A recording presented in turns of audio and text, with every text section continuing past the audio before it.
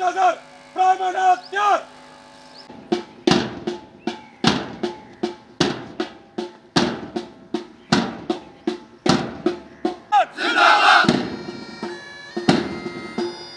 3 महीने का हमारा चीफ प्रमोशन कोर्स था। हमने पीटी, परेड और उसके बाद लेक्चर भी लिए हैं। तमाम सुप्रिटेंडेंट साहबान, लाइन ऑफिसर साहबान, इंस्ट्रक्टर साहबान ने बहुत ही अथाह गहराइयों से हमारे साथ तामुन किया है। हमने बहुत अच्छी ट्रेनिंग की है। हमें पाकिस्तान के लिए किसी किस्म की कुर्बानी देनी पड़ी तो हम पीछे नहीं हटेंगे, दरेग नहीं। हमें जो इधर सिखाया गया है कस्टडी, कंट्रोल, केयर, असीरान की केयर भी करनी है, उन पर कंट्रोल भी करना है।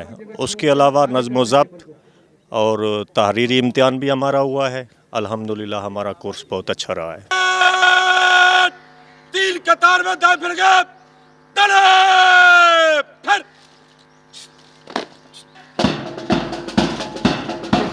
शफीक अमीन आप ट्रेनी के हाथों में से अजीब बर्तन देख रहे हैं। एक हमारे गवर्नमेंट वतन ने पुकारा तो लहू खौल उठा।